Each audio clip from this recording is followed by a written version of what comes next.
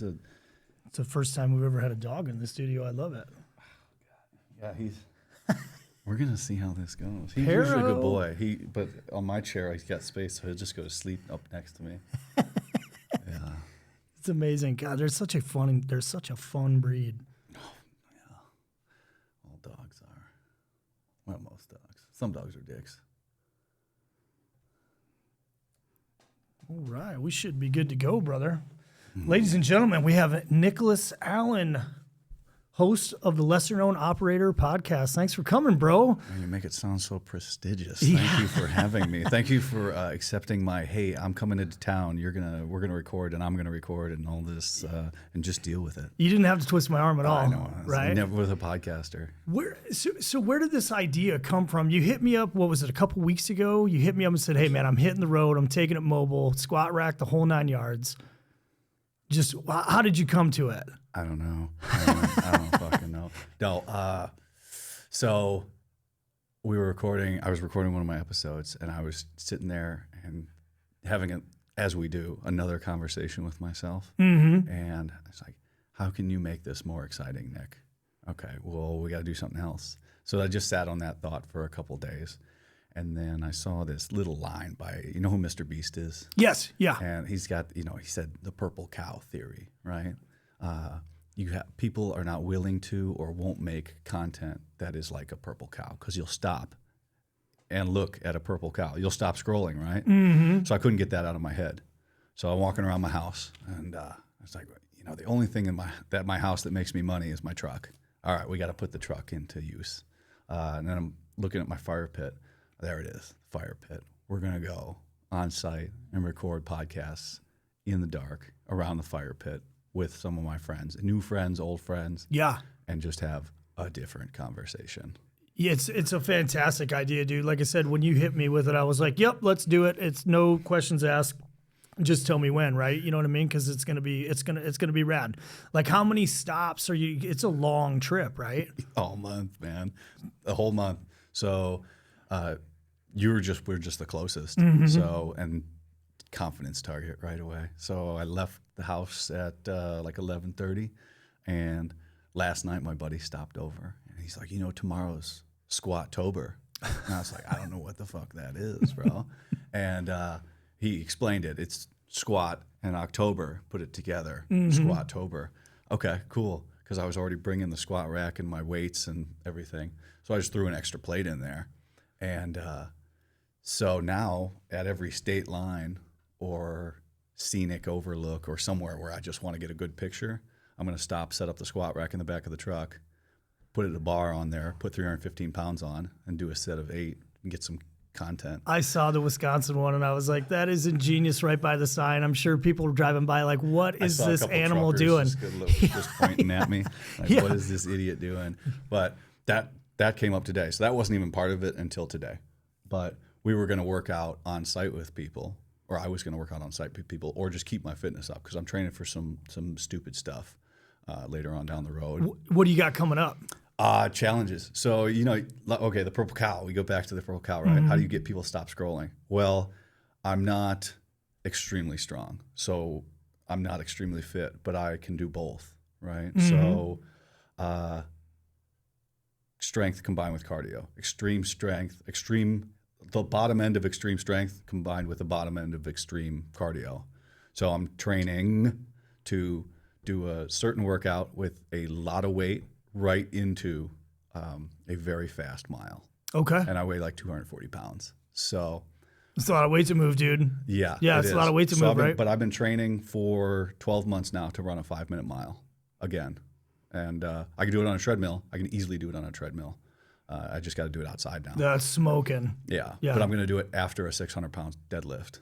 Brutal. And a 500-pound squat. How are you? And a 400-pound bench. That's a serious weight, right? Like, How do you? When is it? When is the? If I wasn't going on this trip, it'd be in 2 weeks. I feel like we're right there. But again, you got to get people to stop and say, I can't believe that just somebody did that. Right. And Instagrams, you only get 3 seconds. So you got to get them to stop and then watch for 3 seconds without swiping ahead. So other people get forwarded on in these algorithm and stuff. So getting people to stop. Instagram, all about getting them to stop scrolling and hook them and get their attention. And to do that, you got to show off a lot of on those things. That's just kind of how the game is. I don't really like it, but training for these things is fun. Like training to lift those weights. I mean, I've hit all my PRs in the last 3 weeks. A PR bench, squat, and deadlift in the last 3 weeks. Did you design your own training program, or did you? Everything's in my head. No shit. I don't follow anybody's stuff. I watch videos on some technique and things like that, but I make it all up. So give me, God, because that's such an impressive amount of weight, right? And then you're just maxing out your quads, and then you're gonna have to really do the Speedy Gonzalez. I don't know if I can do it. So, but we did a little teaser one. I went to the CrossFit gym last week, and I did 315 bench, 405 squat, 495 deadlift into a 500-meter row, and I did the whole thing in 1:53. So, and that was kind of just an 80% effort. Yeah, just kind of just seeing where you're at. Seeing where I was at. And then I was like, that wasn't that awful bad. Right. You just keep upping the ante. Right. Anything that you train to, right? Once you kind of do that reverse algorithm, set that goal, and then start working backwards towards it, right? Like almost anything's achievable, right? Depending on your timeline. Pain, right? I'm training because the run sucks the entire time. So I'm just increasing my threshold for pain. So, but there's ways to reduce that. I swim a lot. So I go smoke myself in the pool. I don't swim very far, but I'm increasing my VO2 max without hurting my knees or my hips. So one guy's like, oh, he's trying to help me with my form. I was like, honestly, bro, I don't really want my form to get any better. I'm in the pool to beat myself up. Yeah, a little bit of a struggle. So he's like, that makes sense when you say it, but that's so counterintuitive. It is. Because if I go faster, it might be easier. Yep. But I'm into I got my form to where I don't sink, and plus I hate the pool. So. Do you really? I'm afraid of the water, man. I'm afraid of the water. Yeah, I joke that I get a check on the first of every month, and then I'm afraid of the ocean now after I got medically retired. Like I think for me, people come up, they're like, "Are you going to do a triathlon? Are you going to do an Ironman?" I was like, "I ain't getting in that water." Yeah. There's little fish in there and big fish. I ain't getting in there. Yeah, big fish. And anybody that tells you, the big fish are always on your mind. Right. I don't care if you're ankle deep or way out where you can't see the land. The big fish are definitely on your mind. Oh, there's that. And then, the day I got hurt with the sea, or the ocean, or whatever they was, covered in man-o-war jellyfish, those purple ones. We had stung all over our face too. That wasn't even the worst part of the day. Your injury. Do you want to talk about that? Sure. I'm definitely interested. How did you get hurt? Oh man. So you'll understand that. So. Beach landing seizure training, right? Yep. All right, we got our Zodiacs. So it all starts, I graduate. I get assigned to 1st Special Forces Group. And, we make the trek out there, far as you can go, unless you're assigned to Oki, right? So get out to 1st Group, sit down with Sergeant Major. He says, I don't remember anything from the conversation except this. Can you swim? No. Good, you're going to the dive team. No. Well, was that like hey, I can't swim at all, or I just don't like to swim? Didn't matter what my answer was. Didn't matter. You're going to the dive team because the company was full. So now SF is minus a team in a company, if not more. Then I was Charlie 4 on the team. We have 4 Charlies on the team, 18 Charlies. So the company was full. I was going to the dive team no matter what. And the guy next to me, he was going with me. So we went down there to the same team. And so we go down, met up with Team Sergeant, not impressive. And I don't really remember much us doing anything remarkable as a team or as a unit or anything, except I remember we went to the range one day and I didn't have my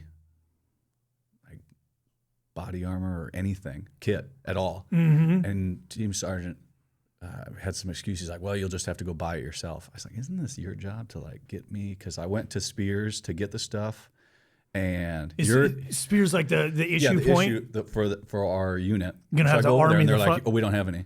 And I go, okay. Okay, so I go back to Team Sergeant. He goes, oh, just buy it yourself. I was like, that's a terrible answer because I don't have any money. So we're at the range. I don't have any gear, and I remember that, and that's really it from that training at all. And then it skips ahead until April. We get everything. We get 3 Zodiacs, 3 engines, and we're supposed to have 12 guys. We had 10. So we get down to Astoria, Oregon, right there south of the Columbia River. And there was a storm off of the coast, like pushing in some heavy waves. We were supposed to be out in 3 to 5 foot waves. We were out in like 12 to 15 foot waves. So we were supposed to have the hard bottoms for the Zodiacs. We had the soft bottoms. We were supposed to have the 55 horsepower engines. We were supposed to have the bigger engines. We had the smaller engines. And we were supposed to have 12 guys. We had 10 guys. I see where this is going. And then I think like doctrine or whatever, you're supposed to kick out the rescue swimmers in a safe point for not only the swimmers, but the boat. We did not do that. We went right in the deepest part of the surf and kicked them out. And things got bad from there. So we turned about, and as we go to get out to some calm water, the boat just ramped up this massive wave straight up in the air. I went, and this is the first wave. And I fly up out of the boat, back down onto my face, like the whole way. And you're like, oh, you envision just this little thing. No, we launched off this 12, 15-foot wave, and I'm out of the boat. And the boat fell all the way back down to the ocean floor, and I fell back down onto my face. So I got knocked out, and I got pulled back into the boat. I remember I under the water, eyes were open. I'm like, oh, no, what happened? That did not feel good at all. Yeah. So but adrenaline started kicking in at that point. A few minutes later, 20, 30 minutes later, I caught the boat engine in the head as I set it back on the transom because we had turned back into shore. We righted the boat because we're flipping this whole time. Wash machine the whole time, right? So we set the engine back on the transom, and it washes it right back up into my head. So we got to the point where we couldn't physically turn the boats over anymore. So we would just swim to it, drape ourselves over the boat, and then it'd flip us again. And so that went on. We got to shore. This is like a 2-hour process to get to shore. The longest time ever. And medic grabs me on shore. He goes, "You all right?" And I go, "I don't think so. I don't think so at all." So I'm pretty fuzzy on after that. The only thing I do know is everybody wanted to send me home, and the team sergeant said no. And I was kept there. The next day, I pulled the door frame of the TMP of the van with the oh shit handle into my face. You're just still rocked? Yeah. And then I let go, and I fell all the way back and hit my head on the concrete. Jesus Christ. So I would have recovered from the first 2, but I'll never recover from the third one. Really? Yeah. I've got some weird stuff still going on. People are like, oh, we can fix it. I'm like, I don't know. I feel pretty good. There's some. So, and that was it. I went to the B team. I didn't go back to work for 45 days. Lost a ton of weight, in bed, severe pain through my eye, out the back of my head, in bed, bedridden for a month and a half. Then I came back, and even at my first appointment back at the TBI clinic, I threw up at that appointment. You had to have a massive concussion. No, I'm sure we had scans and stuff like that, but no damage or anything like that they could see. But I have had a lot of concussions, many. Full kicks, soccer as a goalie, full kick to the head, flipped over the handlebars of my bike when I was a kid, had a compressor, a 50 or 60 pound air compressor fall through a drop ceiling onto my head when I was working in a kitchen once. Christ. That was a bad one. Yeah. That was a bad one. I woke up, there's blood all over the floor. Yeah, the carbonator for the drink machine in a restaurant, somebody took it off the wall, and instead of just setting it on the floor, they put it up in the drop ceiling so it wouldn't be in the way. Well, my head was in the way when the drop ceiling caved in. Holy shit. And yeah, I was like 19 or something like that when that one happened. That one was not good. I got knocked out in pugils in basic training. I think I fell off my bike, my bunk in AIT, and hit my head on the foot locker. I'm not sure on that one. When I got to my unit, they sent me to Combatives 1, and that is the hardest anybody has ever hit me. That instructor came up right between when I was trying to do the clinch and perfect. That hurt, severe metallic pain, the rest of Combatives. Like, I was fucked up. Then we go to selection. I caught a pipe in the back of the head on the down pilot when the whole rig shifted and the pipe came down the back of my head. And I was like, oh my God, that hurt. So Then we go to SEER. We were 0.00001 seconds from being liberated. And that fucking guy that's on Naked and Afraid decided to come up and hit me as hard as he possibly could. Give you one more good one? Yeah. Yeah. He's a super nice guy. Yeah. But right then, fuck that dude. He, I don't know. I must have been on his list to come over and fuck with me. Had he gotten you before? No. Oh, maybe you just, maybe he just had, he had a list and you, And I thought, oh, I'm just having weird dreams. This was way after I was having weird dreams from, just from SEER, because it's a weird experience. Oh, sure. Yeah. But when I sat down with the TV clinic, they're saying, yeah, he hit you. You got a concussion. I was like, oh, I never thought about it that way. Oh, that's why I was having nightmares and shit and like feeling woozy for weeks. Oh, yeah. That one didn't heal up. And that was in SEER. And then we go less than a year later on a team, I got those 3. So there was one every year up until those 3. So it's like, I don't know if it's a cumulative effect. Oh, 1,000%, dude. Yeah. But, there's all this, there's imposter syndrome in being injured as well, too. The same with mental health or concussions and stuff like that. It's not real until you tell somebody. Right. Until you speak it into existence. Mental health issues and TBI and all these other things going on in your head, they're not real until you say it out loud. So if you just don't acknowledge this as a problem, you're fine. Because you can't get kicked off a team for just keeping your mouth shut and that unless you're self-destructive behavior or things like that. So there's all this stuff of, am I really hurt? Am I that fucked up? Your mind, you're not telling yourself correct tales at this point because the person who's in charge, there ain't nobody at the wheel. The hard drive's glitching. Oh, you're fucked up. So we're getting bad information on this server, buddy. Well, and you know what they say too, like we went through this, TBI study that the CanSoft guys had went through because they were using high caliber sniper, 50 caliber sniper rifles just, for days and weeks and months on end. Right. And, basically the doctor, and I'll summarize it because it was a long study. They're like, it's better to get an anvil dropped on your head one time and let your brain heal than get hit in the head with a pencil a million times. Right? It's just that like repetitive, you know what I mean? Let alone if you have repetitive major ones like it sounds like you had. Yeah, it's it can only take so much, right? There's so many things you can apply that to. Like you'll stay at a really bad job for a day, but you'll stay at a slightly bad job for the rest of your life. Forever, right? Yeah. There's things you'll put up with. The same for mental health. You will not fuck around with a cracked skull, right? You will get that shit taken care of and you will heal up all the way. But like getting hit in the side of the head with a pipe, and like, getting your bell rung, let me get it rung again.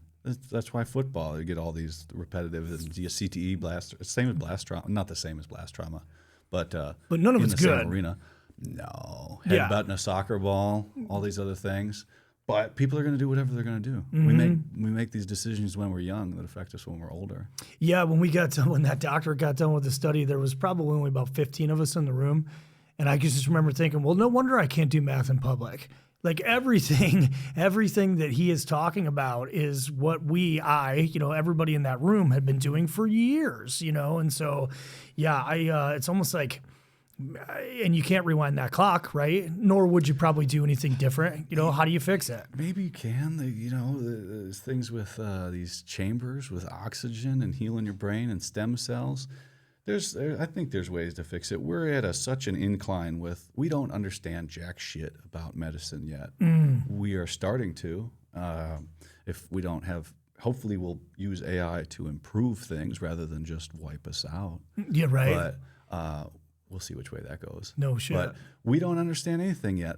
Doctors have to Google things constantly. Nothing wrong with that. They don't have to retain as much information. At least they have a broader understanding. They use technology to their benefit. But we don't know anything yet. We thought 20 years ago, we thought creatine was steroids. And now they're like elderly folks in dementia wards should take creatine. That's a big jump, right? Yeah, that's a big jump. Like that's 20 years on one little thing. We figured that little thing out. We don't know how anything affects anything else. Yeah, what is it? Yeah, we're like 3 or 4 people away from them applying leeches. You know, when you really think about it, you know. Or there's probably somebody still alive that knows somebody that had leeches on them, you know? Or, you know, we need to drain your blood. You got ghosts in your blood. Yeah, and shit like right. that. Like, oh man, that sounds terrible. How did Larry die? Oh, too much blood. Yeah, too many ghosts. Yeah. Too many ghosts. Oh shit. You know, what was the other one?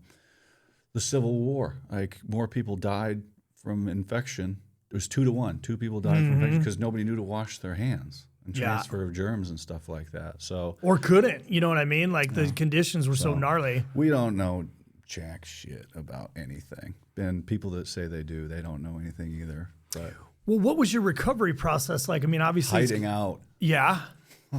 I got to that TBI clinic and they're like, you're going to have to get medically retired. So I just didn't go back there. Okay. I disappeared into group. And like, that was like a safety blanket. We went to Korea. So that was April. We went to Korea in January and spent 6 months there. And I just avoided getting hit in the head. And did everybody in group know? You know, like, or did you kind of try and keep it as quiet as possible? Sergeant Major, you know, I don't know. There's holes in the story that I don't know if that's what it is, because it's a fishing story to me, because I was fucked up, you know? So how I say it is, Sergeant Major and the commander took care of me, and they didn't have to. And I got to stay in group for 3 more years because of them. And I owe them a couple for that. Sure, So, sure. That's badass. Yeah. So I got to go to Korea for 6 months. I came back, and then I went right back to Korea for 8 months. And then I came back, and then I got a staff position, and that was the end of it there. That was, but if I would have been able to work the deal to go back to Korea and move to Korea, I'd still be in. Really? Okay. Yeah, but I'd probably be a liability, to regiment if I would have stayed in. It takes some balls, dude, to self-assess like that, right? Like, if you're not 100%, because got to have get hit in the head. Right, which is hard to do. Definitely get somebody else killed pretty easily. It's one thing if it initially happens in group and things like that, but to knowingly go out and be like, I can become a bowl of jelly if I get hit in the head, even, glancing blow or something like that, and just not be able to function. Yeah, that's tough. Because it's kind of like I've always heard, obviously I'm not citing any medical manuals here, but it's almost kind of like the glass jaw theory. The more concussions, and I've had a handful myself, the more concussions you have, kind of the more susceptible you are to it. I mean, is that fair? Yeah. Even you ever get into your car wrong and you hit it on the door frame? Oh, yeah. And I hate that, because I'll get that metallic taste in my mouth. Mm-hmm. And I go, oof, that could have been, a couple miles per hour more, and that would have hurt. That would have actually hurt me. So, and I'll shake my head and I'll be like, that shouldn't hurt like that. Right. So it's definitely a cumulative effect. But we do the same thing with our joints and things too. Fuck them up and decrease range of motion. But, creating a show and talking a lot, and you can heal your brain and create new synapses or whatever the hell it's called, and just doing things that you're not used to doing. So I want to be better at talking and stringing thoughts together. So that's all I do all day long is I talk. Well, you sound fantastic. Yeah. My voice has changed. Yeah. Did it really? Yeah. No shit. Yeah. So the more you work it out, I asked a medic about that, and he goes, yeah, there's muscles in there. They'll get stronger. Your voice sure. will Why change. not? So I talk. That's on my show. That's why I do long episodes. So I get more practice. I do long episodes, and I do them as often as I can, so I can get more practice at taking in people's thoughts and opinions that I care about, as opposed to taking in like content, which is the best piece. I want a whole conversation, the whole thought, not a out of context clip, which that's what Instagram and social media is. But you can get the best clips from a long interview, and then maybe if they want to see more, they'll go watch the whole thing. For sure, without a doubt. Yeah, take me to the origin story of the show. Like when take it all the way back, and one day you just decided. I mean, there's got to be a little story there, right? So I remember in, I think 16 or 17 something, sitting at the table. I was like, man, I would really love to sit down with all these people that I think are so badass and just talk to them. And podcasts really weren't a thing at that time. Excuse me. And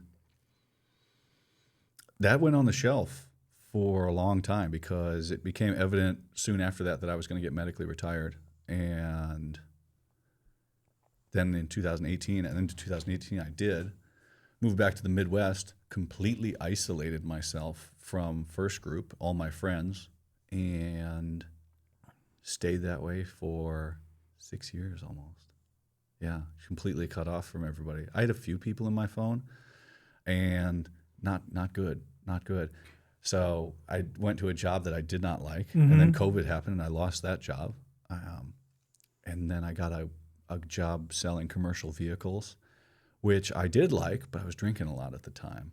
So 4 years later, when I got sober, I realized I did not like that job at all. And then I started to get vocal about it, and then I was let go. That'll happen. That will happen. But I left. At the time I lost that job, I was sober, and I was like, I feel pretty good about it. Like, I didn't want to go in there anymore. I didn't want to just do this monotonous thing of, okay, what would you like with this truck? You want a service body? Do you need a crane? Do you need a plow? Do you need this? Like, just terrible. And the exhilaration of the military compared to that, you feel like a loser.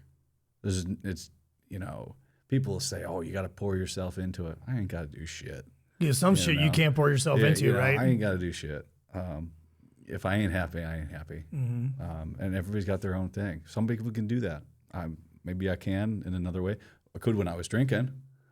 Be fine with it, but couldn't when I was sober. So lost that and sat at home for about a month. And then 1 year ago today. Is it today? No. Yeah. So the hurricane, 4 days ago. 1 year ago, 4 days ago, the hurricane goes through North Carolina. And then this weekend, my phone rang, and the guy says, you busy? I said, no, man, I ain't got shit going on. All right, North Carolina, I got work for you for 2 weeks. I was like, okay. So I got in the truck. I loaded up all my stuff, preparing for the worst. I brought a tent. I brought tools. I brought MREs. And I was like, I got the truck and everything. And I was like, I even brought my squat rack and my weights and everything. I might have to work out in the field. I don't know what it's going to be like down there. I get down there, and it's a community college that's been vacant, and there's like 800 people there. They're running operations out of this community college in Hickory, North Carolina. Well, who's they? North Carolina. Oh, okay. Yeah, so North Carolina subcontracted this piece of the fob out to another Green Berets company, Pineland Resources. And FOB is, sorry to interrupt, FOB, for the audience sake, FOB is Forward Operating Base. Yeah. Well, when the hurricane went through, you couldn't get into Western North Carolina at all. So this was the best scenario that they could get, was this closed down community college, huge parking lot. So North Carolina Emergency Management takes this thing over the day after the hurricane goes through. And so they start setting up this base, right? They got food, they got the National Guard in there. And this is the only place that everybody can get together and then go in and then start running search and rescue, just go and find people up on the mountains and stuff. Everything's out. Chaos. So I got it in 8 days, 8+8, right? And so this guy that's running the contract, his name's Charlie Williams, 5th group guy, great guy. Going to see him here soon. Charlie's a legend and fucking down in North Carolina. And I walk in, I'm in like flip-flops, tank top, and shorts, and look like I do. And he's like, who are you? I was like, I'm here to work for you. And he looks at my hat, and he looks at me. All right, let's go. And he's like, you're going to be doing this. And then a couple of days later, he was in charge, and I was number 2, and we just ran that for 53 days. Facilities. So North Carolina Emergency Management was there doing their thing, and then the other subcontractors were coming through. A lot of parking, just getting people where they need to be, keeping the flow going, keeping the fire lanes. But it wasn't the most exciting thing in the world.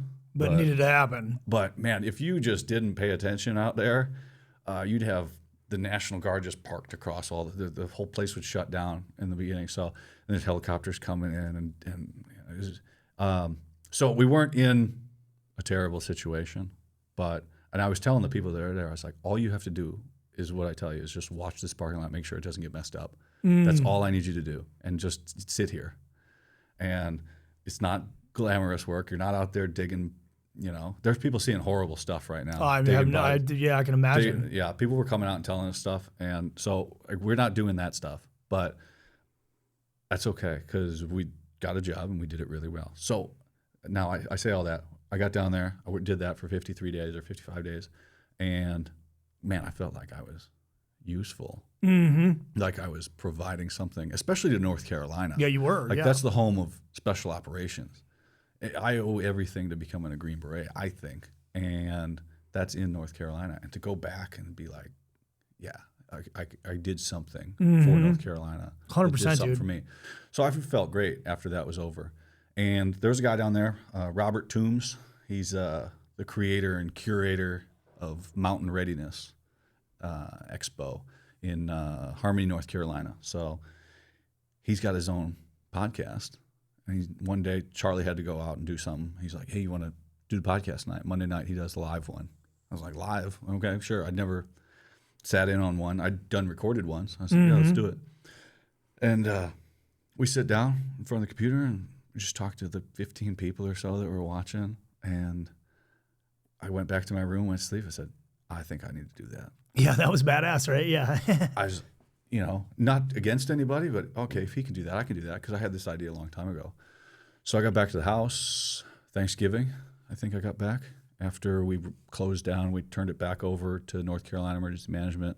Our portion was done, and I got back up to Wisconsin, Thanksgiving, got through the holidays, and I just got up in January and started Lessor Known Operators. And I said, I'm going to do podcasts. I'm going to start with my friends. Well, I ran out of friends real quick because I didn't have anybody on my phone. And I just started DMing everybody that I could find, any remote special operations in their Instagram, and just sending messages to them. Hey, you want to come on? I promise I'm not a weirdo. You want to come on my show and just we'll talk about life and everything. And then started getting recommendations, and episode 88 come out today. I'm on episode 88. It just has how it happened to release, but I think I have 100 or so recorded now. Nice, dude. Congratulations. That's epic. That's a lot. One came out in January, 2 or 3 in February, a few in March, and then really in April things started to take off. Good. Excuse me. I had a couple guests on and things went nuts. So the Instagram, I pushed that the hardest and trying to get that to grow and making content. I don't know, man. It's just weird. So it started out with podcast. I don't know if that's the way forward, but I think all of the other stuff that are going to be the side that come with it will be because I seem to be able to create content for social media, and I find it a little bit easier than some of the other things. So we'll see where it takes me. Yeah, it's almost like its own addiction, right? You start seeing through that lens, like, oh, that would be good content, win. right? You want to win, and I can get a win every day. I have the opportunity to win the lottery every day on social media as well. You go buy a lottery ticket for $2 and 350 million to one. Every post has the potential to go nuts and get you more and more followers. And if people like your stuff, they'll stick around. If not, they'll piss off. But if you're not posting all the time, you have no chance to win the lottery. Right. And if your stuff's good, it'll push it. If it's not, it'll just die right there. Right. Sometimes it does die, and that's fine too. But I tell guys, he's like, why isn't this reel doing anything? I was like, forget about it. Like, make something else. Yeah, fire and forget, right? Yeah. If it's good, stay in the comments. Stay in the comments and keep it going. Keep people commenting and things like that if it's driving up. If it's dead and dying, go do something else.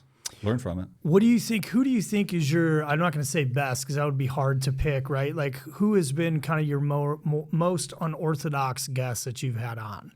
Kind of way outside of, you know what I mean? Like, is it's predominantly military guys, yes, would you say? Special operations or special operations adjacent, which everybody has been pretty close into that.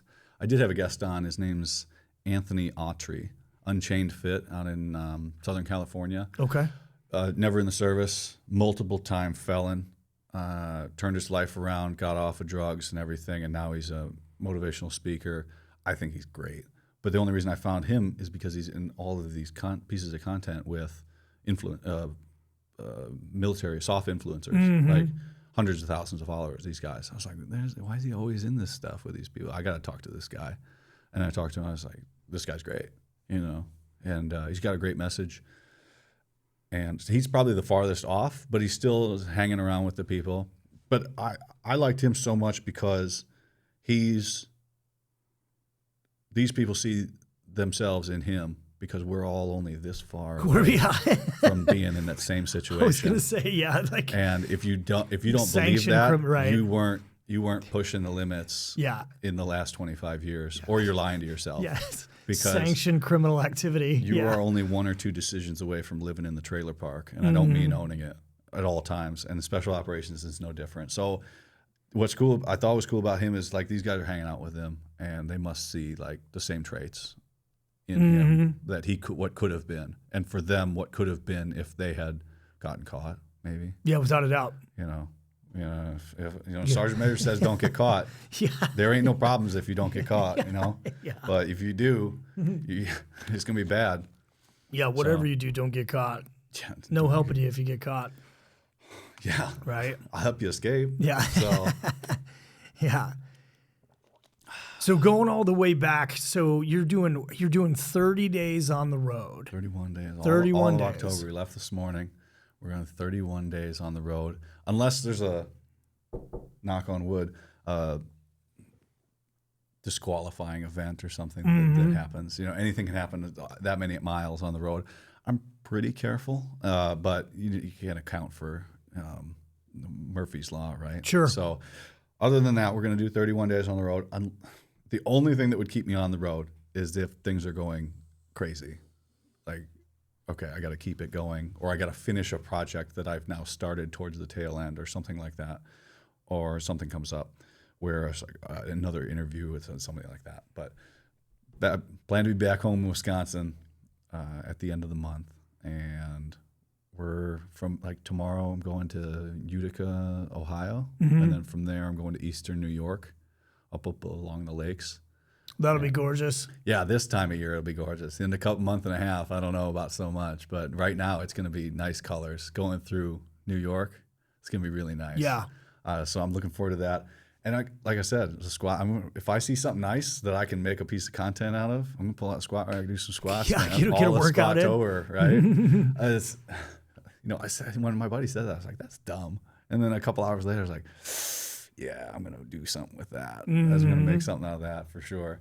So, yeah, we're going to have Eastern New York, and then Saturday. So that's Friday. Saturday, we're going down to Crestview, or through Delaware to Crestview City, or something like that, in Maryland. So we'll go through Delaware, down into Maryland, and we're going back up to D.C. area, just to northeast of Baltimore. But we'll get some stuff in D.C. I'm going to go to the mall and park the truck, set up the stuff, find a cop, be like, hey, I'm going to do this. Yeah, I was going to say, try not to, right. Hey, I'm going to do this. This isn't going to be like flag me as suspicious, right? So I want to do this. I don't want to be any weird, But there's weird influencers all over the place doing weird stuff, right? So I'm just a weird guy. I'm trying to raise some money for charity for Project Recon. So yeah, tell me about that. Yeah, that's a great segue into that. Man, I like to do stuff, and I left my little card to explain Project Recon, but it's really the two people that are running it I believe in, and I trust them a lot. So Anna, I forgot your last name, Anna Richardson, and Travis Wilson, both formerly of the Green Beret Foundation, have taken jobs over at running. So Anna is the president and CEO of Project Recon, which is, they are a nonprofit that is focusing on raising money to get FDA authorized stem cell treatment to SOF veterans and very cool. active duty as well. So I don't know if you've ever done any of those. I haven't. I have not. But the stuff they say, and Travis has done them. He's like, it's great. I've got friends that swear by it. I've heard good things. So Travis is working at Cal Bio. Travis is a 10th group guy, Green Beret. Excellent. I mean, he's when I see him, I see him do something. I need to do more stuff, and then I go, I can't do any more stuff. Like I'm full up, and then I'll see him doing more. Okay, we can cram something else in there. So this month we got 2 sponsors, and then we're promoting the nonprofit Project Recon. So Alpha Elite Performance is Travis Wilson's supplement company. So alphaeliteperformance.com. I use a pre-workout the most. Ooh, love it.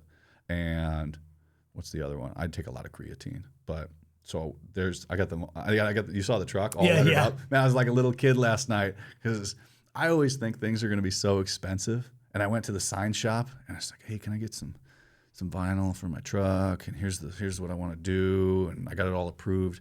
I was like, how much is this going to be? Like $1,000? She's like, no. It's like, yeah, almost insulted. $350. Yeah, almost insulted. Yeah. Oh, yeah. Okay, here, let me pay for that. And they okayed us. We got it all lettered up. I was like, oh, I got sponsors. I got the truck. I get to make. So now, because I was just gonna superimpose the logos on the truck when I make content, and now it's just stuck on there. So it saves me like 5 minutes. Sure. And so they're getting advertising on there. So I've got Alpha Elite Performance Supplements, Precision Wellness Group, another Green Beret owned company, which is hormones, weight loss, and peptides in Southern Pines, North Carolina, in person and telemedicine. And they're the first 2 people to reach out to me to want to sponsor me. So Sick. I'll do anything for them. Like they believe in me all the time. That means they believe in me all the time. And I don't believe in me like 50% of the time. Everybody's that way on their own stuff. There's doubt. I feel like I can take over the world and I'm the biggest piece of shit 50 times a day. Yep. Everybody's like that because you get step back, and especially when you're deep in social media, you're like, oh, this sucks. I wish this would do better. And like, fuck that, forget it. Go on to the next thing, and you pull yourself back to reality. So I've got those 2 Green Beret-owned businesses sponsoring the thing, and then Project Recon. So I believe in Anna and Travis, what they say 100%, and I know that those 2 do more for veterans than probably anybody out there, and genuinely care about helping people. And that's what Lessor Known Operators is all about. It ain't about me. I get to do all this stuff. It's like this sponsor relationship. It's this selfishness thing. Building my network and talking to people is helping me, but I get to help people tell their stories and just have a normal team room conversation again and feel like they're back, part of my team. I get to build my own team again. Yeah. And my team is massive now. In 9 months. In 9 months, I built a 150-person team or some shit like that. Sure. That I can just call everyone and talk to them. You get a 12-person team in the team room, right? That's all you get. Yep. Oh, man. Team room is huge on this side. And it's super cathartic too, right? Like it's, I think it's cathartic in both ways, right? Yeah. When we're talking, obviously, your guest is, getting into some personal stuff, right? Depending on the guest, and then listening as well. Like I find it like even sitting in the host chair, very, very cathartic. It's almost like a form of therapy, right? You're learning too. Oh God, you can take in information off of the content and stuff, but you're learning a new perspective on life of somebody that's lived probably through some terrible things. And these people have learned empathy. That most people don't have that because they haven't seen the other side of how bad things can be. And so you're hearing hopefully a wise tale of life and how it actually struggles. Not the sanitized version for social media. You're hearing somebody's true life story and life sucks.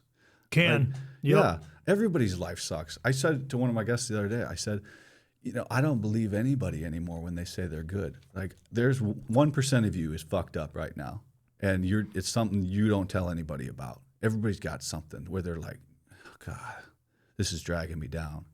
And especially with suicide things, people be like, oh, I couldn't imagine this happened. Like I can. Yeah, for sure. Unfortunately. I can because everybody's got something going on that they don't say anything about. No matter how good they are, they're not getting to 100%. They'll be at 99, but there's that one thing. If somebody says the wrong thing or that memory comes up, it's right back there. Yeah, not to dig too deep right off the bat, but is that what the 6 months of isolation was about? Where you kind of go when you said 6 you would years? 6 yeah, excuse me, 6 years. Yeah, I wish it was 6 months. Yeah. No, I don't know. I just moved away. I didn't know. You start drinking and time goes by, and all of a sudden you don't know what you're missing, and you're drinking too much, and that's just, God, time goes by fast. I don't even remember anything from the time I was just kind of, floating through life. Going hard to the pain, huh? Yeah, with the time in group, oh man, the time in military is over in 5 minutes. Yeah. I remember all of it, except for like when I was fucked up and hurt. But I was all over the place doing all kinds of stuff, and it went by in 5 minutes. And then the time I've been out has dragged on, but I don't remember any of it. Like I've been out for almost 8 years now, and it feels like 8 years. But I don't. There's nothing really of that time when I was, drinking all the time and staying and been being hungover and things. You don't really. What do you remember from that? Yeah, right, for sure. Now there are some. I was much happier when I was drinking. You said that. It's that's a bizarre statement.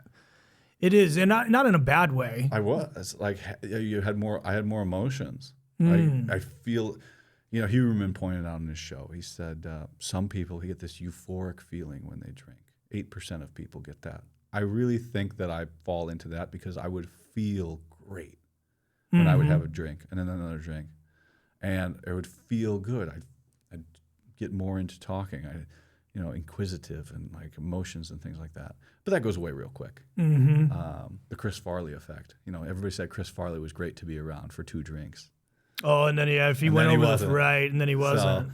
So, for me, it was quite a few, and then I wasn't. But back like the isolation, it just time went by, and you start going in 9 to 5, and days go by, and you're not doing anything, and you get comfortable in your situation, and your pattern, and your daily pattern of life, and one day, the clock just keeps going around and around, and you're not doing anything, and then. As I said earlier, you'll stay at a slightly bad job for the rest of your life until something changes. And people don't change unless they have to or want to. Oh, I lost my job. Oh, I got to do something else now. I don't know if this is going to work out. This is a big swing for me with this trip. I am all in to creating something I don't know what I'm doing to try and expedite a presence online that I'm not totally bought in on, right? But I like what I'm doing. So now I wouldn't say I'm happy, but I'm working towards fulfilled. But I can leave the happiness as long as I can leave the sadness as well. Yeah. If I can leave them both and just feel all right, that's pretty good. I like that. Yeah, content. I think people, I think me personally, the world according to me, I think content and happiness are pretty similar, right? To me, you know what I mean? If I'm content, to me, that means I'm happy. I also think semantics as well on words. The word is dead on a piece of paper, right? And the definition, but your interpretation of it and mine could be completely different. I like that, yeah. So I could say something. We could mean the exact same thing. We're just wording it differently because we speak differently, and we our point of view on how it says on the piece of paper is different. So, but I mean, feeling okay is pretty okay. Yeah, feeling right. Feeling bad, that ain't all right. Yeah, feeling good's good enough, right? The old line from Platoon. And then one guy came on my show and he goes, fulfilled. He goes, I got to be a contrarian. 18 good guy. Oh, love that guy. And he goes, I got to be a contrarian. I'm working towards fulfillment, being fulfilled in what I'm doing. That's pretty good. I like it. Yeah, if you can work towards that, because happiness ends, sadness ends. They could deep dive into it on Rick and Morty. I love that show with Rick. Who's the anti-happy. He's above it all. He's seen so much of humanity and life and. Right. The cosmos and physics to know that that's not real. Nothing's real unless you believe it is. And he knows there's nothing real. So interpretation. Yeah, for sure. Yeah. For sure.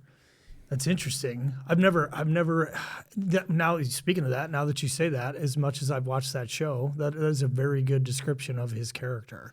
Just don't watch too much Rick and Morty, you will get depressed. Oh, yeah. If you watch it on a loop while drinking, you will get depressed. I could found myself getting more and more depressed watching it over and over again. And I was like, I got to stop this for a bit. That was your go-to. That was your go-to show. I was in a deep, just rut. I just love watching it. And then I Rick's a heavy character, and the whole show.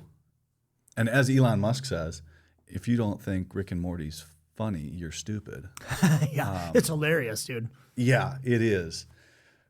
But it's a deep show, and it'll make you sad if you watch too much of it. It's interesting. The first time I ever saw it, my wife turned me onto it, and I would say the first episode, I was like, what in the fuck am I watching? You know what I mean? Like, and she's laughing her ass off, because she's already seen a couple episodes, or maybe she's seen the whole thing. I don't know. It was back when I was deploying and coming and going. And my attention span was, not long, and so it's something kind of had to grab me right away. Well, I gave it a couple, and by a couple episodes deep, I was like, oh, this is genius. Like, I love this show. Yeah, for sure.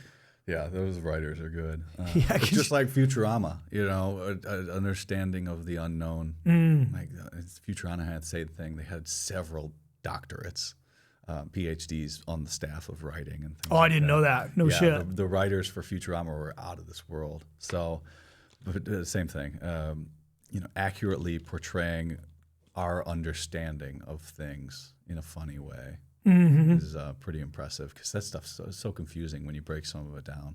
But well, you said that was your go-to show. If you would talk about it, what was your light bulb moment? What made you clean it up and say, I'm done with this shit? There was an issue at the house one night, and I had to leave the house, and that was it. After a week of being away from the house, I stopped drinking. And after another week, I went back to the gym. And then we started going to the gym together, and I just replaced the drinking. With going to the gym. And that was just over 18 months ago now. Yeah, 18 and a half months. Nice, dude. Congrats. So I went from had lost all my physical, there's a lot of muscle memory in there, though. But, so in 18 months, I've completely built myself back up to one of the, I joke, I'm one of the fittest retired Green Berets in the world. Yeah. That's awesome, dude. Congrats. Yeah. People don't do anything unless they have to or want to. And I had to, so I don't drink anymore. And people message me about my bar at home. They're like, you're not tempted to have anything? Nah, I'm good. I don't have anything. I wish some of the bottles that are open, people would come over and drink them. Yeah, doesn't bother you a bit? No, I love it. I had one guy come by. He's like, I got some stuff that's open that's pretty good. He's like, yeah, you have some of this. And he's like, how much is this? I was like, very expensive. I used to drink a lot and spend a lot of money at the grocery store, buying special bottles of bourbon and stuff like that. So you a bourbon guy? Yeah, well, not anymore, but I like looking at them up on the wall. Is there something about it too? Yeah, because I definitely enjoy my bourbon, and there is something about like collecting it, and just having it. And I don't know. Maybe it's like how some people look at art. Some people can look at art and be like, I couldn't give two shits or whatever. But yeah, I don't know. Those bottles of bourbon are just they're intriguing to me. Yeah, it's like looking in a fire. There's a lot of work that goes into a dark bourbon, a well-lit bottle, and you're just looking at it. It's nice color, very pleasing. But people collect coffee cups, people collect bottle caps, they collect glass jars and all kinds of stuff. If it makes you happy and looking at it, then that's good too. Having a nice bar is nice. I don't know. It's nice to have now though. It's just a thing now. It just sits there. It's just for show. But if people come over, they can have some good drinks, and I'll run them a tab that they don't ever have to close. Yeah, there you go. That's nice and things, but they're only things. What is his name? The comedian. Yes, having things sucks. Getting things is fun. And then you get them, and that wasn't as good as I thought it was going to be. So, on to the next thing. I think now there's more fulfillment in trying to get things that aren't things. It's not tangible. Yeah, experiences, right? Yeah, that just doing stuff, making a business out of just doing things and having fun and talking. Somebody questioned today on my stories, like, what's your dream interview? I said, well, that's a really complicated answer, It is it's a tough question. The easy one that comes to mind, like a realistic, something that could possibly happen, Gordon Ramsay. I'd love to sit down with Gordon Ramsay. Oh, sure. I've seen everything he's ever done, and I love that guy. Mm-hmm. He taught me how to cook, right? And then I said, but like dream, all those people are gone. All those people are gone. I'll never be able to sit down with those people and have a conversation and try and talk them out of what they did, or they're just passed away. Well, they're all passed away. But then dream, I'm going to go do it. I'm going to get to go sit down with people while they're still here, my friends that I've never met in person. Like this is a dream, right? Mm-hmm. We met on social media, and now I'm out here at your studio. You've done an electronic interview with me, and we're out here recording here. That's crazy. Absolutely crazy. That's pretty awesome. Then the odds of that is just from work, from doing it, from saying, I'm going to go do this. And people messing me with this project, right? Like, oh, you're going to have so much fun. I was like, I'm going to work, man. I'm going to work. I'm going to have fun, but I'm going to work and make the best of it. Oh, this guy's giving me a hard time now. Yeah, I can remember when we talked prior to the interview when I was on Lessor Known Operators, and we were just chit-chatting, and you were going through how much time you put into each episode. And at the time, like, I can't remember if I had only done one episode. Maybe I hadn't even started yet. And it was an immense amount of time. And I can remember when you said that, I was like, I'm having a hard time imagining that. And boy, once I started, I immediately thought of you, and I was like, oh, that's what he meant. There is a considerable amount of work that goes into these things. 15 hours per episode. And that's if you're at the amount of posts you're putting up, and you're making content reels, you're making these posts and things like that. Sorry, my doggy starting to get restless. But yeah, and then editing.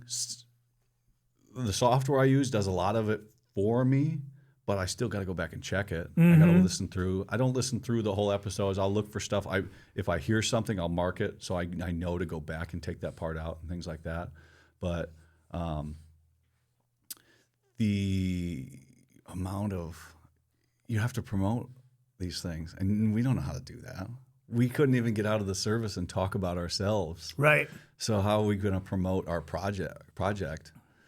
So that's just another struggle of trying to craft a post that people are going to look at when you don't have any experience and things like that. So it's such a process. And I don't think I said this when I started. It's like, how hard can it be? I don't think I said that because I think I'm old enough to know that everything's fucking hard. Everything that we do, everything to be good at anything is hard.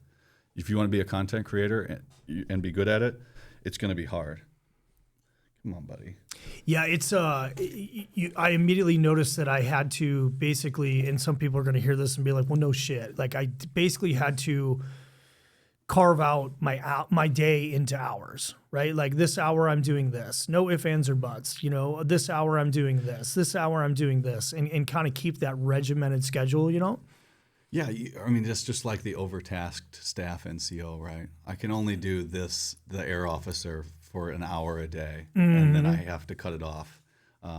But you go to S1 and they're only open 44 minutes during the whole week. Yeah. It's like, oh, we're doing training. I don't know if you are, man. I don't know if that's. I don't believe you. You said that last time we were here. Yeah. What are you doing? But, God, everything is how hard you want to work. Not everything is how hard you want to work. Again, I said with the process, you have the chance to win the lottery on all of these things. So you could get lucky. You probably won't, but you could. But that the work has to be out there as well for the product, or for people to see you, to see what you're doing and things like that. So, and then effectively working as well. Sure. So we could just be spinning our wheels. And are we getting anything done? 1,000%, dude. That's why I immediately had to. Well, I say immediately. It took me about a month to kind of figure it out. Like, okay, what is this pace going to be like? And is it better to do 6 to 8 hours of quality work or 15 hours of just you're kind of all over the map, right? And so, the only thing that I found that kind of kept myself in check and to make sure things were quality was that, hour block of time, call it the, institutionalized from the Marine Corps, where everything's kind of in a block, right? And, whether it's PT, everything needs to be as regimented as possible in order for me to kind of keep myself on track. Yeah. And then not getting pulled away as well too, because you get notifications, people message you, and I try and engage with the people, the comments, and the people that message me as much as I can to keep my audience, because they follow so many people, and you got to keep them fresh in their feed. Not only do you have to put out content, but you got to have the algorithm push it to them and things like that. So you got to stay up on the messages. You got to make the content. You got to put it out there. You also got to not worry about us changing by what we think we need to be putting out. We need to just be putting out what makes us feel good, content we're happy with, and that's a constant fear of mine. Sure. Of, am I being changed by what I'm seeing rather than what I want to do? Yep. And I think that keeps you grounded if you're afraid of that. That's a great way to kind of dive into the what do they call it? The Bret cinematic universe or whatever, and all of the crazy shit that is. I think the Bret universe is way overblown. I think it's a very small section of the community that gets so much attention. Holy shit. But it's unfortunate. But just like, look at the news cycle. Yes, there are a lot of terrible things happening in the world, but they get so much attention. Yeah, a lot of attention. So much attention. And then, when's the last time you heard anything good on the news? Yeah, it's been a minute. Well, I shut it off. I don't know what. I mean, I can't do the math right now, but it's been a considerable amount of time. It's been years I shut it off. It's so much to the point where if you scroll Instagram and you see something like, some animals playing, and it's just like refreshing. Isn't that, you give them a like, that'll have 1 million likes or something like that. And then it's murder, shooting, stabbing, discourse, politicians fighting, and all this stuff. And then it's 2 penguins, or but then they suck you in, and you get in the nature algorithm, and then it's killer whales just like throwing seals up in the air or something like that. I go, oh, this is terrible. This is violent too. I got to watch this. But yeah, it's I don't delve too much into these guys and what they have accomplished or not accomplished. I really don't give a damn about them. I have my opinions that I keep to myself, that people ask me, but I got my own thing to worry about and trying to be positive in my way. And some of the guys you can say, hey, I honestly, I think there's something wrong with them. I think there's something wrong with them, and I hope they get help. And that's it. Like, if there's a command decision that needs to be made, that's on command. I'm never going to meet those people that are going to make that decision. Sure. I have no influence in it. If I can, and maybe I would, but that's not for me. I have my opinions in my circles, but that's not for other people. That's just for the guys. Yeah, it's always, and it's going to be a funny thing to say as we sit here, talking into microphones. It's always a safe bet to keep your mouth shut. You know what I mean? You kind of can't go wrong, right? But it's hard to scroll through anymore these days, like you said. And I can't. Like, I go on X, and half of the algorithm problem is obviously mine. It's who I follow and things of that nature. But man, I can't go on X for more than a minute or two where I'm just like, this is fucking gross. Like, it's vile. I've never been on X. I've never been on there. I don't post anything on there. It's not as user friendly for what I do. It probably is. I probably would do well on there. There's so much stuff to post on. People send me stuff. I go, don't send me this shit. For sure. It's like, I want like, Instagram is good for me because it's comedy. Like, most of my stuff, it's it's chicks at CrossFit, it's comedy. You know what I mean? It's my friends' company. So I do get enjoyment out of kind of scrolling Instagram. But man, I roll over to X, and I originally went over to X for an alternate news source, right? Because the only news I get is from a Sirius XM channel host, Andrew Wilkhouse. So shout out to Andrew. But because he's fantastic, and I've listened to him since 2006. Like it's pretty factual, no spin, believe it or not. And but so I was using X to like I want to read some headlines, and man, it just became a fruitless effort. I realized very, very quickly, I'm like, this is just putting me in a bad mood. Like I'm not getting educated here. I'm not getting informed. I'm just getting pissed off, and I have a hard enough time you know what I mean? That's not good. That's not good. Yeah. That's not the way to be. But that it gets the most views. So it's hard to work. And I tell people, I go, yeah, you can change the way you do things and you'll probably get bigger faster if you just copy what other people are doing. But if you stay to yours, it's going to be slow. It's going to be a slow process. But maybe you'll build a better following that's not as volatile, that found you and they're like, I like what's going on here. Yeah, and like you said, have a positive message, have an educational message. Obviously the people that we're interviewing are usually a wealth of knowledge. You know what I mean? In one way, shape, or form. Yeah, so and that's why we started doing this, right? Like I started consuming podcasts very, very early on, and this kind of long form communication. No commercials and things of that nature. You know what I mean? Like you get so much out of somebody in an hour, a 2 hour, a 3 hour long conversation, right? You cover so much ground. Oh, I get all kinds of subjects with 3 hours. We can talk about everything. I can go through almost your whole military career. I can pick out, the high points and stuff. I glaze over some stuff because I never went to combat. So I really don't talk about it too much unless I've got a reference. Like I had Kyle Steiner on. He was at Restrepo, Copper Okay, Restrepo. right on. Yep. And I said right off the bat, we are going to talk about combat today because there is a video with this kid in it, and in intense fighting. I was never there, but I have this reference of watching you in combat, and we're going to pick apart some of the scenes and stuff like that.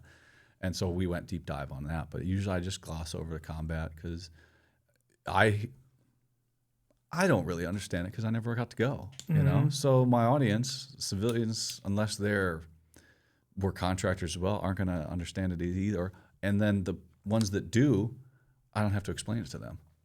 So what's there to talk about? Because they all got their own experiences as well. If we just hit high points and things like that. Right. So I bet it was fascinating. I'd love to talk to him, that dude. Yeah. Kyle's great. I love talking to him. It was surreal for me because right before I joined, I saw that movie, Restrepo. Ah, okay. And like, that's fucking crazy. Bananas, dude. Bananas. And, the privates and all them, they didn't know that was abnormal in Afghanistan. There's people he talked about, they went down to CAF or BAF or something, and they're having American Idol night, and they're just kicking it, and it's garrison life is normal, and they're up in the mountains, dude, just digging with pickaxes into rocks and getting shot at.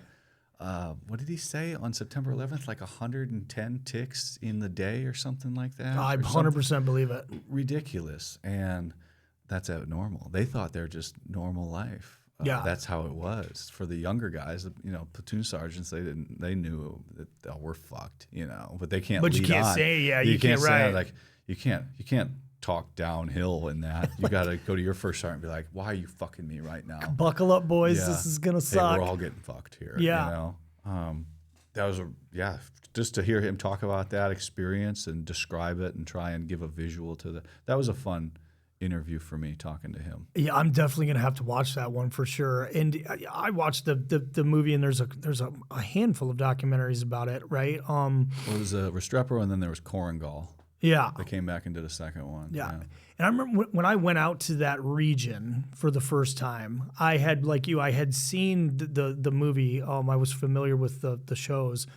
And so the first time I landed, I was out near Asadabad, which is close, right? Close enough. And I can just remember immediately once we got off the bird, like looking around and then having Restrepo in my brain and being like, man, that just had to suck so bad, like it just, and obviously it did, you know what I mean? Oh, God. I can't even imagine. But actual, as close as you can get in that war to actual all-out war, like without a doubt, living where there's no reprieve.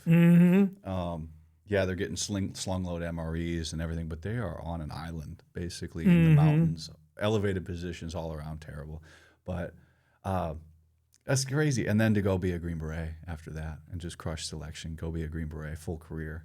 And like did he? Good. Yeah. Oh, yeah. He's a Green Beret. Yeah. He went there, and then he got back, went right to selection, and then went behind the curtain, disappeared. And now he's back. We started posting stuff, and I said, I got a little show, man, but I guarantee you're going to get a lot of people following you off of this. And he goes, oh, okay. And so is this.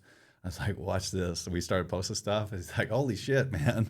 Yeah, I can't wait to watch it. Like I said, I would definitely love to talk to that dude. Got so many questions, right? So many questions that would like that you can associate with him and talk to him about. And he's moving up to Wisconsin, actually. I think he is up by me, but when he gets out soon. But it's just interesting, all the things and interviewing these people and all their different things. It's really cool. Create something and then have people like it and get to tell their story. And he got to reintroduce himself to the world because he just disappeared after that. After that, he got done. He went to selection and disappeared behind into 7th group. So yeah, it was fun. And did I might have missed it? Did he retire? He's retiring right now. Recently retired. Yeah. Good for him. He's retiring right. He's in the process of retiring right now. Is he reaching max capacity? I think he is. Well, I mean, like I said, we're working against the clock here. Do you wanna get shout out? How long have we been going for, man? We got about an hour. I think we're at an hour and 12 minutes right now. Man, that goes by fast. It does go by fast. Yeah, we'll go for a bit more. Okay. Whatever. So when you get done with this 31-day adventure, are you going to be posting along the way, or tell the audience how they can? Are you going to be posting as you go, or there's a ton of editing to go? Like how I have no idea what I'm going to do. We're going to with the first one's with you tonight, recorded by the fire. We're going to see how it snap, crackle, pop sounds. The only thing I'm worried about is feedback on the mics. Is the 2 different mics, and then if I have more than one person with me, is feedback on 4 microphones. I think I'm going to crank the gain all the way down, and we're just going to do a couple tests, and then we're just going to have a fire and record around it. So I don't know what I'm going to be posting. I can clip stuff out, make little videos, and post shorts and stuff, but I don't have my setup like at home. I think most of my content I'm going to throw out is going to be during the day and stuff. I'll probably pull one thing out of the interview to show where I'm at, who I'm with, be making content and collaborating with people, but I really don't know. I have no. I love it. Yeah, we're going to war with what we got. Man, as I said, this is a big swing with not knowing what you're doing. But I don't know. I've never known what I was doing. I don't think anybody does. Yeah, really. If you're being honest, yeah. I don't think anybody knows what they're doing. So. I say it all the time. I'm like, I have no idea what I'm doing, depending on what it is we're talking about, right? No, I don't know what I'm doing. Maybe I've figured it out to this point. And the important thing is you can't force it. I haven't forced it to this point. I'm trying to force the more people to know what I've got going on and what my friends have got going on as well. But it's going to happen at a rate. I just want that rate to increase so I can get more, so I can cross the amateur professional threshold, right? When I view that threshold as when I don't have to worry about the money to leaving my house to get the money. When I can stay home or do this or hit the road and there's enough money to where I don't have to worry about it. Yeah, because you could turn this in, right? Like this could kind of be like an annual thing, right? I'm creating a market space in the podcast realm that doesn't exist. I'm creating market space. So who goes and sits around a fire and interviews people? I don't know. I didn't see anything. I didn't find anything of what I'm trying to do. I've got special operations. I did 100 interviews. I got to the point where I think I'm dangerous talking to people. Yeah, functionally dangerous. Not actual danger, but like danger to myself and my brand, right? Okay, let's take a risk. Okay, let's take a big swing. We're going to load up the dog because he gets more views. We're going to load up the squat rack because we're going to go do some physical stuff. We're gonna do some challenges. If we get on brag and some unit wants to do PT with me, we'll go to the bowl. I'll set up a squat rack. Very cool. And we'll do, squats and sprints and shit like that or something. Whatever comes up, I'm gonna do it. And if it can help me progress lesser known operators, because lesser known operators is not about me. It's my lesser known guests. Mm-hmm. As you said, the bro vet, whatever that it means, that ain't. I don't want to. I want people to feel like their story is important, or they are important, or feel good about themselves, and eventually give people a Joe Rogan experience for special operations veterans. Yeah, you come out. We got a big production. We work out. We talk. We record a show, and stuff like that. And I do it all the time. I love it, dude. All I want to do. And now that's a lot of work for me, but I'm having a great time. And if I can get to the point where it's sustaining itself, and then I can just do this full time, and I don't have to worry about any money, that's when I feel like it'd be a professional gig. Oh, for sure. For now, I got to force it. If I didn't go to selection, I'd be a field artilleryman. I'd have been very successful at that, but I wouldn't have been to my highest potential. I'd still be in the military probably, but I wouldn't have gotten to where I should have been. And if I didn't push that, if I didn't apply myself in this, then I'm always going to regret it. And maybe it's going to not work out, maybe it will. I think it's going to be badass. I'm excited. When you see this place where we're, I'm super excited to show you. Squatters Beach. It's pretty rad. I think it's going to work out perfect. Yeah, so, man. Like you said, as long as we got firewood, right? Yeah. As long as we got firewood, we're gonna get some sticks. I got my little torch. But like I said, I left the house. I said, if I don't have it, I'll figure it out. Yeah. People are gonna have stuff. They're gonna put me up. My wife's like, "What are you gonna eat?" I was like, "I don't know. People feed me, maybe. I don't know. Otherwise, yeah." Somebody hit me on one of my stories because the whole time I'm gone, you can ask me any question you want the whole month on my stories, because I'm going to post one every day. All right, what do you got? What do you got? What do you got? And somebody said, "What are your road snacks?" And I go, "Oh man, honestly, I'll just pull over to any burger joint. I don't care which one it is, and order a triple quarter pounder and just eat the meat, and that's my road snack." Yeah. So I get and a gallon of milk, and I got a gallon of milk always in the back. I just protein shake, but I mean 3/4 pound patties of meat is the same or way less money than a little sack of beef jerky, and it's already cooked. I don't chase anything except protein. I don't chase calories. I don't look at carbs or sugars or fats or anything. Only protein, and I'm fine. That's all I do.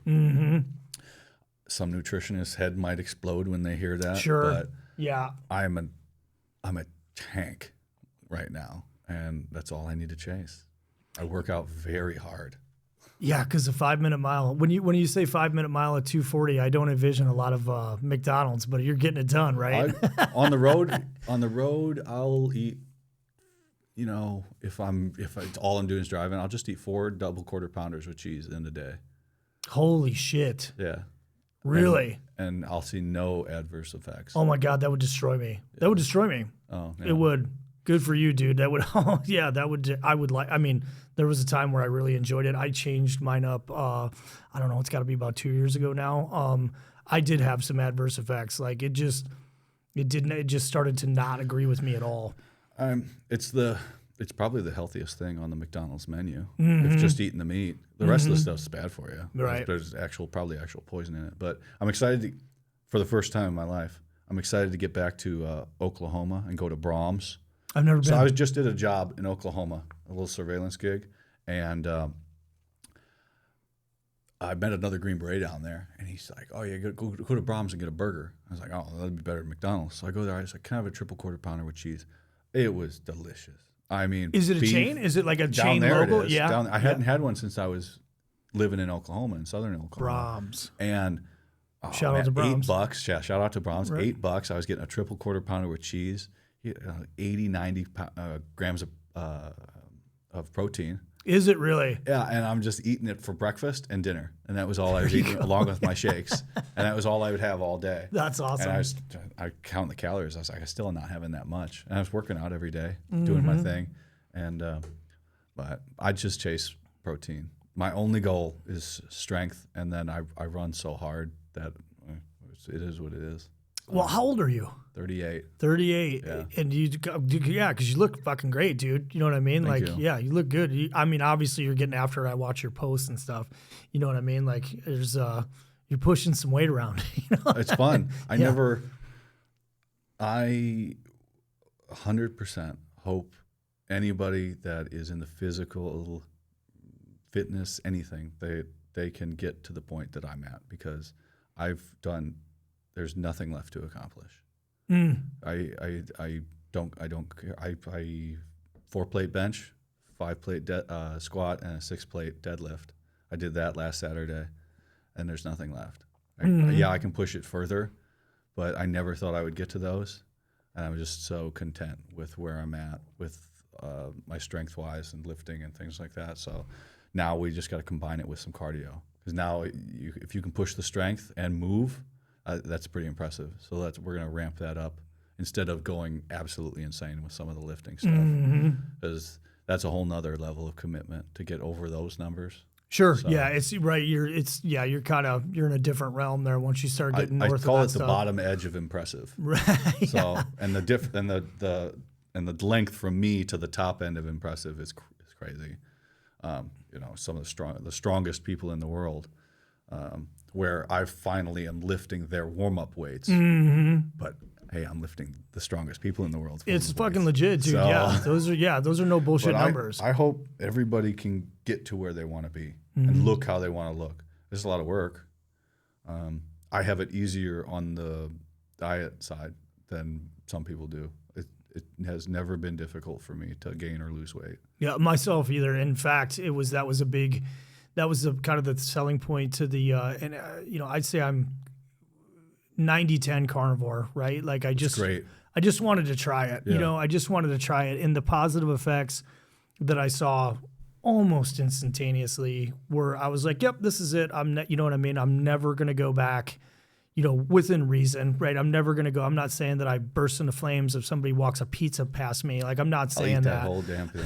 Yeah. I'll eat that whole damn thing. Right? Like, yeah. maybe I'll just have a piece, you know what I mean? Maybe if there's no other option, right? But, the diet was a huge thing. And just like, I slept better. I lost a ton of weight. You know what I mean? I used to have heartburn constantly, went away, and so everybody's different, right? You know what I mean? What works for me will 99% not work for anyone else. Yeah. Because it's custom to me and my laziness and my motivation and all this. So I'm super lazy. I don't want to meal prep.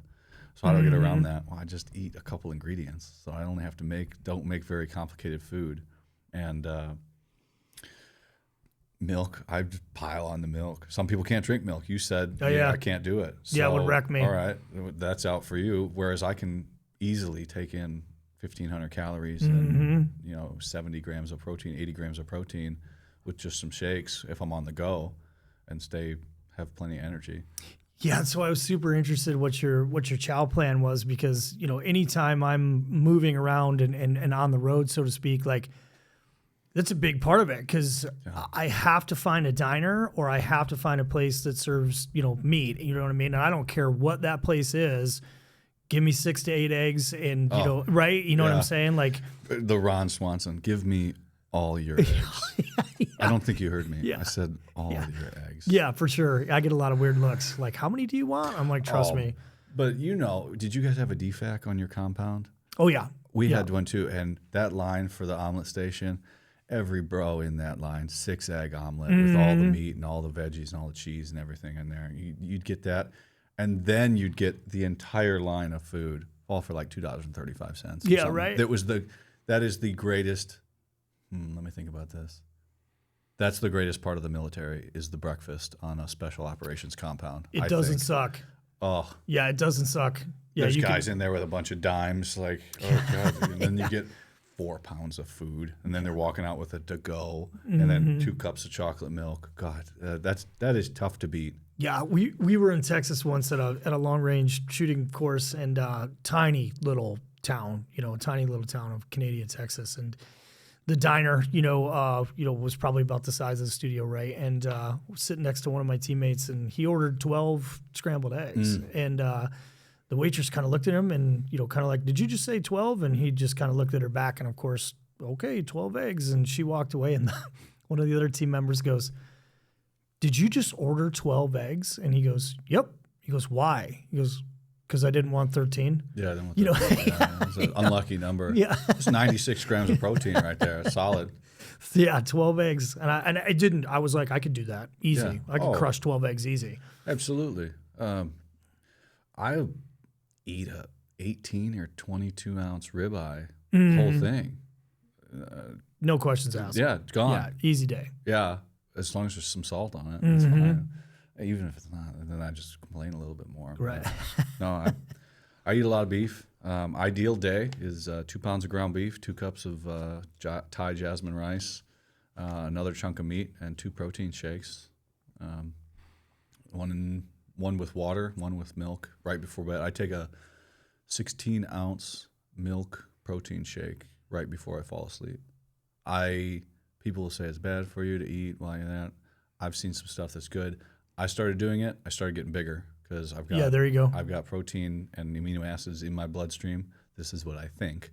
While I'm asleep, your body's producing growth hormone while you're sleeping. Your body's recovering while you're sleeping. It's got all the shit you need to repair while you're sleeping, and it doesn't affect my sleep. Some people it does. I was going to say, as long as it doesn't affect your sleep.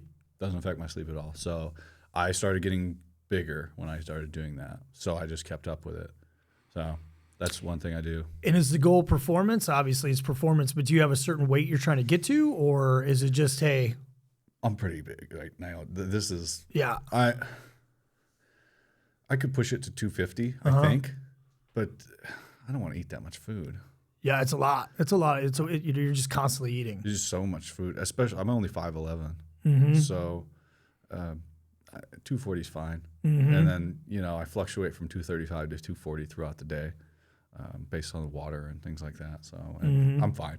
I'm fine at this size. Dude, believe it or not, I'm 5'10", 5'9", depending on what kind of shoes I'm wearing, right? And I was 240, 245, right? But not in a good way. You know what I mean? Like just big, and as soon as I cut all of that stuff out, the weight started falling. The bad weight started falling off me immediately. And, so I was hooked right away. Nobody could talk me out of it. They could tell me tomorrow, like, this is going to take 10 years off your life, I don't care. I'm not going to change how I eat. Like, that's how beneficial I found it. I go back to what I said earlier in the interview. We don't know jack shit. People saying, oh, you're eating beef is going to give you red meat's going to give you a heart attack. I don't know about that. I don't think so. At one point I was on only beef for 6 months, and I went to my doctor. I said, "Can you run my blood?" I was just going to ask you if you're getting your blood done on the reg. Not on the reg because the VA kind of sucks. But when you got to schedule like 9 months in advance, and then I don't know what I'm going to be doing in 9 months. So then you have to cancel because something's 3 months out. You got something coming up, so then you have to reschedule. But within reason, I get it looked at. So I got it run, and she called. She got, well, it's perfect. And she said, there's nothing out of place. And I was like, cool. So I'm not messed up. I'm correct. Perfect. In my bro knowledge of, I'll just try the diet and see if it works instead of listening to these 1,000 people that say it's going to kill you and these 1,000 people that say it's great for you online. You can't listen to them. You got conflicting views. You just got to do it yourself. Yeah, try it except out. for the cigarettes and cancer. You can probably take their word for it on that one. Yeah, I think we can slap the table on that one. Yeah. But most of diets and all this stuff, just do it yourself. Workouts, just do it yourself. Just use correct form. But I always tell people, get a coach. Like, you don't know what you're doing. I don't know what I'm doing. You're right. Yeah, I mean, it doesn't hurt to ask, right? And that's not exclusive to the gym. That's nutrition, life coach, anything else.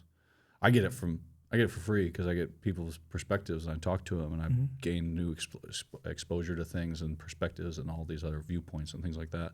But everybody's got to have some sort of mentor or things like that in their life. And so if you got deficient in one area, you just get a coach in that area. Most people it's going to be the gym, but it'll make the rest of your life better. If you don't mind saying, who is one of your go-tos for mentorship? When you can't figure it out, you got somebody that you go to? I've been struggling with this one lately because sometimes I'll be like, I want to talk to somebody, and I don't know who to call. Like, I don't think I do with anybody. I talk to so many people so often that it doesn't come up much. But I'm paralysis by analysis. Like, who do I call with this to talk about this sort of thing? The good outweighs the bad with that.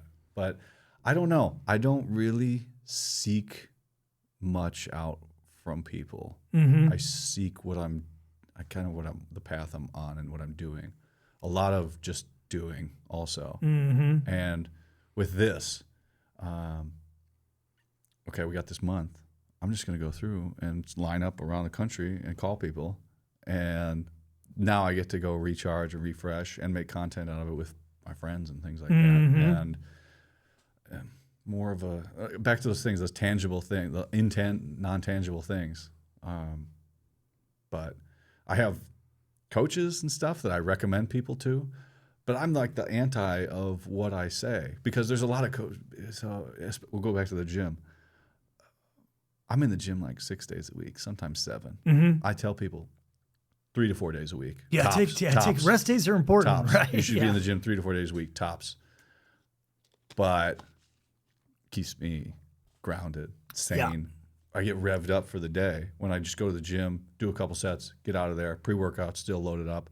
Nothing beats that after the gym feeling. You're on high, and you got to keep that going as long as possible. And I noticed those things were making me depressed. Really? I only do one a day now. Sorry, I only do one a day at the end of the day. He didn't mean it. He didn't mean it. No, they are, because you know what they did? They were 2. I'd never done nicotine my whole life. So when I was down in North Carolina, I was doing it all the time because I was like, okay, it's just like this thing to keep me kind of going here. But coming out of the gym, if you have one, a high dose of nicotine will bring you down. Oh, to crush your gym pump? So I don't know about pump, but like the mental high. Okay. So I was like, why am I feeling depressed? I'm putting this in. So I cut them down. I do one at the end of the day as like a treat. Really? So I removed it all the way down. It's a treat now at the end of the day. And the doctor said don't do that, but I sleep like a baby, man.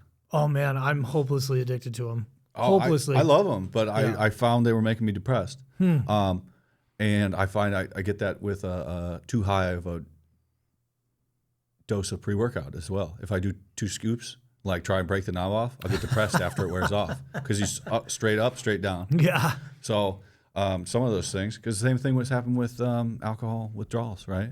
You start getting depressed when that goes away. It's all stimulant. So anything that you're robbing the future for to pay for now, then there's nothing to pay for it in the future. So it's this up and down effect. That's why I've tried to limit the stuff. So I have my pre-workout, and then I work that out in the gym, and then I don't really have coffee or anything. I'll have my Crystal Light and creatine throughout the day, like 4 of those. I take like 10 to 20 grams of creatine a day. But I have one of those at night after I have my shake, and I sleep like a baby. That's badass. I love it. Like, it's my little treat. I'm like, out. Yeah. Yeah. Doctors, I was looking up some stuff. They're like, don't do that. Can disturb your sleep. I'm like, fucking, I sleep like a baby. It's like my little treat, because it does that. You're like excited, and then you're like, I'm watching my show, and then it starts to go off, and I fall asleep. It's perfect for Rick and Morty, right? I got a whole new season of Rick and Morty. It just came out to watch. I'm excited to watch it. So I might do it on this trip, but I got a lot of work to do, man. Like a lot of work. My wife's like, where are you staying? I was like, I don't know.